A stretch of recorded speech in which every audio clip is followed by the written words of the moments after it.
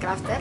Pushcraft Style adalah pushcraft di bidang olah kain. Awalnya kami dengan mukena katun Jepang ini akhirnya terbersit untuk membuat tasnya. Awalnya simple ya, akhirnya kami membuat tas dan kami membuat keunikan macam-macam tas. Jadi segala macam bentuk tas kami coba. Kemudian juga membuat sajadahnya, kemudian berkembang segala bentuk sajadah. Kemudian juga yang tidak kalah kita repotnya adalah mengolah limbahnya, karena mau dibuang limbahnya sayang kan. Limbah dari bahan katun Jepang itu bagus, motifnya bagus-bagus, sehingga kami berpikir mau diapain ya limbah dari membuat tas, kemudian membuat ini untuk pegang makanan, kemudian bahkan limbah yang terkecil pun kami olah menjadi tempat jarum pentul. Kemudian ini bisa membuat aksesoris, bisa membuat kalung, kemudian bros. Jadi semua ini limbah-limbah dari mukena katun Jepang itu sendiri. Berkembang semakin banyak limbahnya, semakin kita pusing. Ini bros yang kita sudah produksi dan agak banyak, tapi limbah tidak kunjung habis. Kemudian kita buat bunga, kita buat bucket hat, kemudian ada juga kita buat serbet, nggak habis juga. Jadi limbah yang terbuang percuma ini akan menjadi sesuatu yang sangat bermanfaat dan berguna. Kemudian kami sekarang lebih mengkhususkan dengan zero waste-nya. Karena apa? Karena efek pandemik juga, kami cukup lama, pandemik itu 2 tahun. Tidak ada produk yang bisa dijual, tapi kami harus terus bergerak. Jadi kami membuat seperti ini selimut patchwork ya. Jadi bahan yang ada itu kami kumpulkan karena cukup banyak ya. Bahan yang ada kami kumpulkan, kami pilah-pilah. Ini mau jadi apa? Bahan yang sudah berumur 5 tahun tetap kami simpan.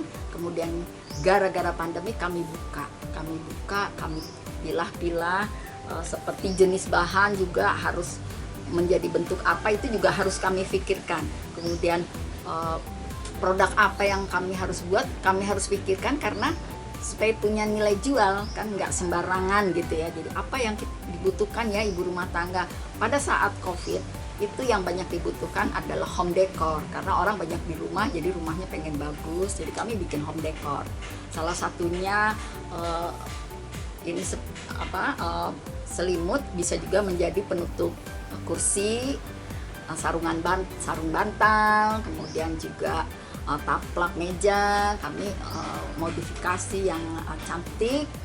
Juga hiasan ini bisa menjadi hiasan, kemudian bunga.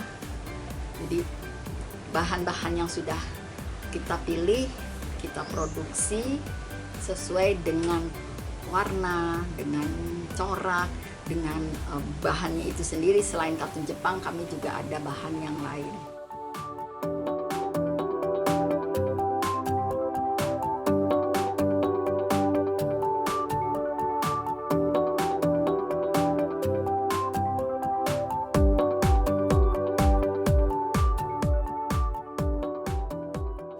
Limbah ini cukup banyak, apalagi teman-teman yang produk fashion itu limbahnya luar biasa. Kalau kita buang kita harus bayar. Satu karung itu waktu itu karung besar sampai 60.000. Jadi kita berpikir gimana ini limbah untuk jangan dibuang karena bagus. Itu satu hal. Jadi kita menyelamatkan sampah yang menggunung. Kemudian ini kan punya nilai jual karena ini bahannya mahal. Kemudian yang tiga, gara-gara pandemik kita di rumah harus bergerak, tetap bergerak. Kita nggak bisa belanja. Akhirnya kita olah apa barang yang ada. Sehingga bahan-bahan yang tetap kami kumpulkan selama 5 tahun lebih, akhirnya kita sekarang bergerak untuk membuat kreasi-kreasi yang diminati. Motivasi, ya memang motivasi tidak boleh padam. Jadi apa yang membuat saya tetap bergerak? karena saya punya pasukan. Satu, karena saya punya pasukan. Kedua, karena dengan tetap bergerak kami merasa tetap hidup. Jadi itulah yang memotivasi kami. Makanya karena kami punya anak buah yang harus bergerak, saya harus bergerak. Kemudian ini semua bisa bermanfaat. Daripada kita belanja-belanja, lebih baik kita produksi sendiri.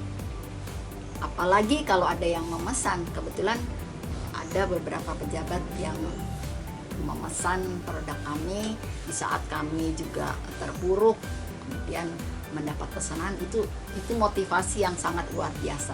Kami berharap jika teman-teman atau pejabat mungkin ya bisa memesan produk dari UKM sehingga itu memotivasi kami untuk bergerak maju.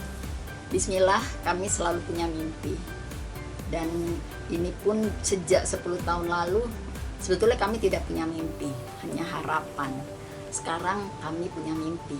Karena apa? Melihat limbah yang segitu banyaknya, kami mempunyai limbah yang sangat banyak, dan kawan-kawan kami juga. Akhirnya terbersit bahwa kami ingin punya rumah limbah atau rumah perca. Berharap sekali semoga kedepannya bisa lebih bagus lagi produk-produk kami, lebih diminati, punya nilai jual.